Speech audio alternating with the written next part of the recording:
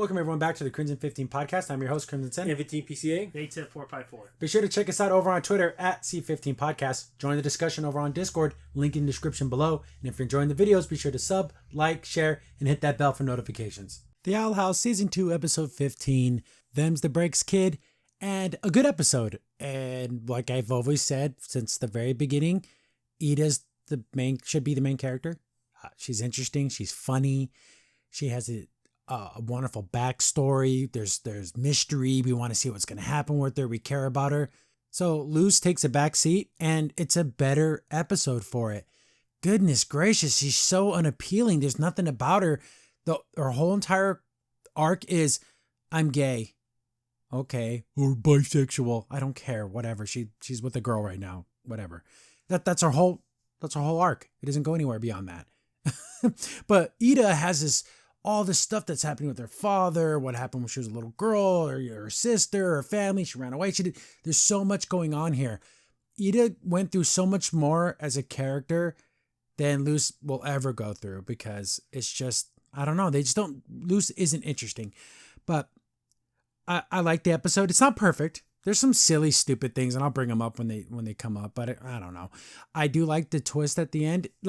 I'm never going to, because I've complained that moving the plot forward like 2 steps, this happens that way too, but the twist at the end, it's like, ooh, that kind of throws everything into question that happened before. So even though we only learned a little bit more about the overall plot, we get to see that something's been going on that we thought was going on, but it really isn't going on. Like, oh, that's really cool. And Rain and Ida together, they work very well together. They complement each other very well.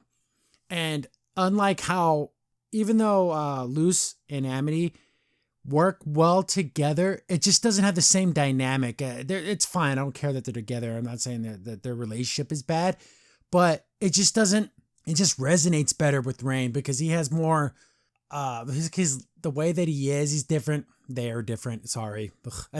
Speech. Sorry, guys. If that bothers you, I'm going to probably say he a couple times, but whatever. They're different.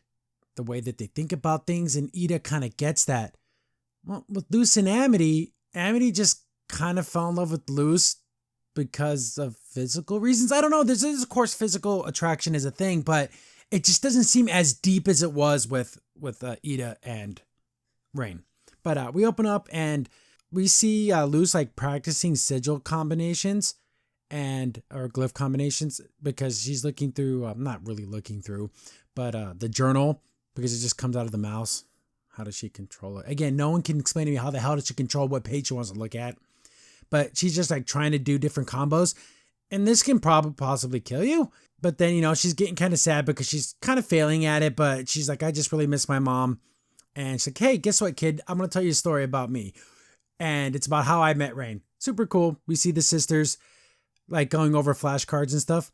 Absolutely the most adorable twins. They're not twins. The most adorable little sisters ever in the history of anything. They're just absolutely adorable. We see that Lilith is an amazing student, and she's smart. Ida kind of knows more than her, and she's older, so she's kind of feeling a little, I don't know, threatened by her a little bit, because we know what ended up happening. Way back in the past, in the last episodes. We learned in last season, we learned that she's the one who got the curse on Ida. She's the one who did that because she was afraid that she was going to show her up and she would do anything to win. This is the seeds of that, where she's like, oh, what kind of potion do you need to do this? She's like, oh, is it a full moon or a waxing moon? Why does that matter? Well, that's because she breaks it all down, why that actually would make a difference. And she's like, oh my goodness, you're right. She's like, yeah, we got this, sis. And instead of it being like a competition, Ida didn't really see it that way. Ida's just being herself, and you can see Lilith is starting the seeds of like, oh my God, I can't let my sister be better than me.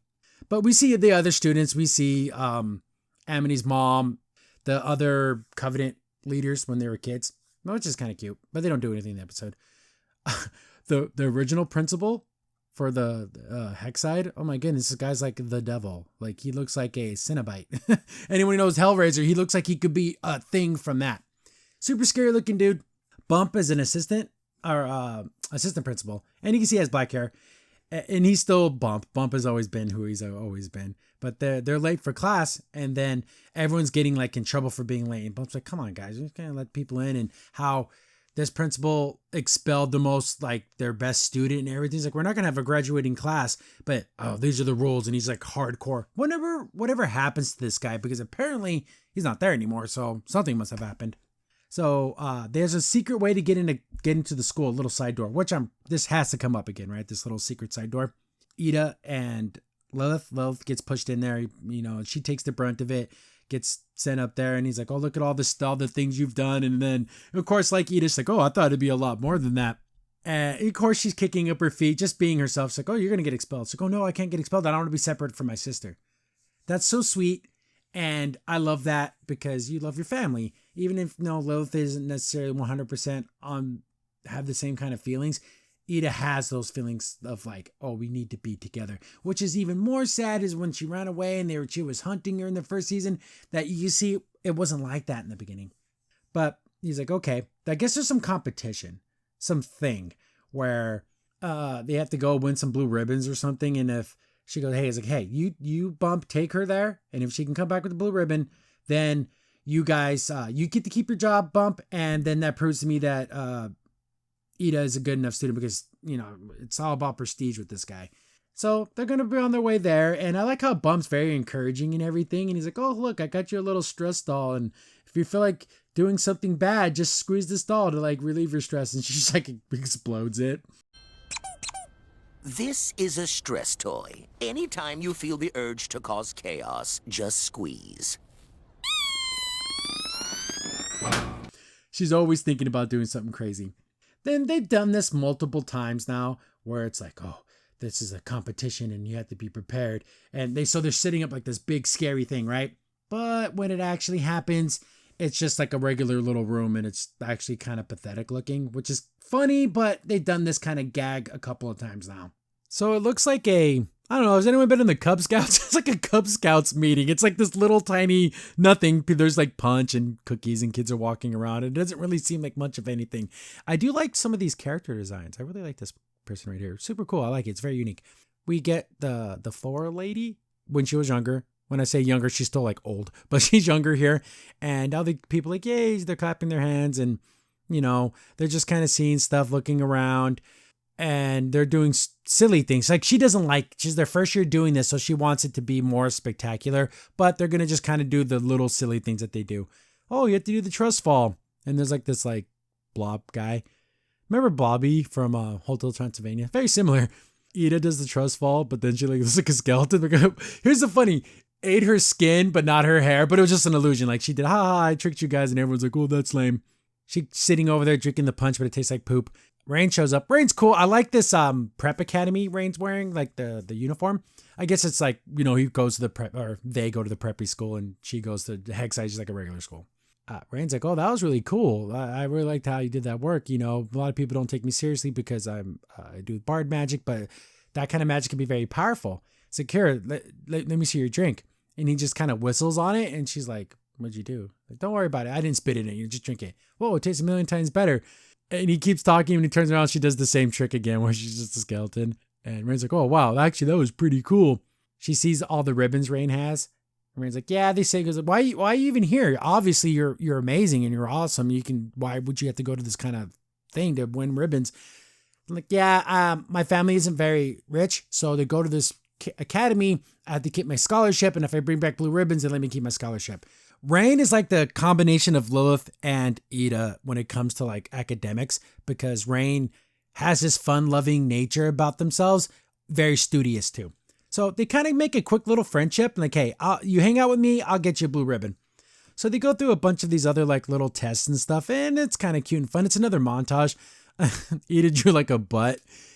They're doing some dumb thing, but Rain makes it look like a moon because I guess they're doing some kind of like star chart thing or whatever. It's really funny. But this one's really dumb because they're doing like a strength contest. And this is like a beat the crap out of you thing. Like they're just wearing like padded suits. Rain rolls Ida up in a ball and like throws her. I'm like, what does that have to do with anything? Like, what's that to do with magic? That's stupid. But we see this is a super quick friendship. And they're able to kind of play back and forth, they act fast, throws the ball at him and then he's able to catch it. But yeah, super cool. I like this friendship that they're working out really well. They're sitting there and they're like, okay, this is it's in the back. You're going to get a ribbon. You're going to be able to go back to school. And, Rain understands Ida a little bit and they're kind of leaning on it and stuff. I like it. They built a really good friendship, even though it's super fast. We can't really focus just on this all alone, but I like the way that they did this. So they get towards the end and look at this. This is going to be the thumbnail. I absolutely look at her smile. She's sweet. I love it. Even though she's a little rambunctious, little whippersnapper, she's great. I love Ida so much. The main lady, the flower lady, Flora the Explorer, Flora, I don't know what her name is. She's like, you know what? I'm sick of this. You guys all suck. And this is the final straw was like the little butt that Ida drew. She's like, we're going to have this is how it's going to end now. It's like, makes like a heads mage, but it's like really small. It's weird. The perspectives here because this maze looks really tiny, but it's like bigger when, I don't know. She's like, hey, this is what's going to happen. We're going to split people between wild witches and coven witches. And it's going to be a battle, a brawl for it all. If the coven witches can bring in all the wild witches, they win all blue ribbons. And if the team that loses and that the wild witches win, they get all blue ribbons, but the other people don't. So it's like, oh, dang, that's like, kind of screwed up because everyone was going to win one. We see that Rain and Ida get split. And it's like, oh no. And which is really funny that Ida became a coven witch and Rain became a wild witch. But in reality, it's the other way around. Like, ooh, juxtaposition. They're running around. They're doing their magic. They're trying to survive. We seen some of the kids are, they turned on each other. They didn't care. They want to win. We meet some other characters. This little bug dude is pretty cool. I like the eyeball. The single eye has always been interesting to me when it comes to like monster design. They're like, yeah, we got to catch some of these wild witches. And the other guy's like, oh, everyone has problems with their parents, right? But they're like, yeah, come with me, kid. We're going to do this. We're going to win. But Bump goes up to the flower lady. He's like, hey, you're breaking a lot of rules here. A lot of this stuff, not only is it against the rules, it's like illegal and kids can get hurt. But she's like, oh, no, I make all the rules. It's my job now, so don't worry about it. Rain's kicking butt because he's obviously the best witch there. But his team's dwindling and he can't beat everybody. So he gets cornered. They get cornered. We see that Ida is on their side. Saves them. But then the flower lady's like, ooh, we're going to do a showdown. Like maybe she wants to prove that she's the best. And of course, this lady loves like this vengeance stuff. See how crazy she looks? She's like a freaking madman. But instead of fighting, they do like a little dance. Did they knew that? Did they plan to do a little dance? You know what I thought would have been funnier? If they would have been fighting, but it would have been like pro wrestling. Like it's fake. Like they're just overreacting. Like, oh no, you got me. Like it did like a whole play fake thing. I thought that would have been funnier, but whatever. She's like, forget this, stop it. Boom. She goes down there and she's like, you know what? That was actually pretty good. Haha, you guys are funny. And I'm not going to expel either of you because you both have amazing talent, especially you, Little Sprout. She's like, keeps poking him in his face and stuff. I said this in my mini TikTok review. Check those out if you want super fast reviews. They're 3 minutes long. Just follow in my profile. Go to my TikTok. Follow me. It's fun. It's great. She got Predator vibes. It's weird. I need an adult. You're very a little obsessed with Rain. I don't know if she's attracted to his power or you're being kind of a creeper. She said the same thing for Ida. She's like, oh, I can't go back without a ribbon. She's like, oh, that principal, he's still being there. I'll talk to him and say, I like you. And since I like you, he'll do whatever I say and you get to stay in the school no matter what. So that kind of gave Ida a free pass to do whatever the hell she wants, which is kind of funny. I guess that explains why she's able to do all the things she did as a kid and not get expelled. So yeah, they kind of have that friendship. And then we get back to the school. It's like, oh, freaking Lilith or Lily. I can explain to you all that crap that happened to me when I was, competing for that blue ribbon. She's like, oh, yeah. Oh, there's the bill. I got to go. So she's already fretting about not being good enough for the coven. So this is when she's probably thinking about getting that curse and basically ruining her sister's life. Not on purpose, but it still happened. Rain shows up and she's like, oh my goodness, that's awesome. She's like, yeah, I didn't want to go back to that school anymore anyways. I want to come to this school. And they become friends. And this is where we see Ida first gets apple blood. I automatically assumed that apple blood was an alcoholic beverage because she drank it so much as an adult, but it's just a like juice. It's like apple juice. I'm like, oh, that's super nice. That's why she likes it. Not only does it taste good, it was something that Rain gave her, introduced her to. So then Rain's like, hey, Tell me about the ins and outs of this school. Like, what would I need to do? Oh, stick with me. We're gonna do all kinds of stuff. Super awesome, super fun, great friendship as kids. I'd rather watch that show. Rain, Lilith, and Ida going on random adventures would be a million times better than whatever the hell Luce is always doing.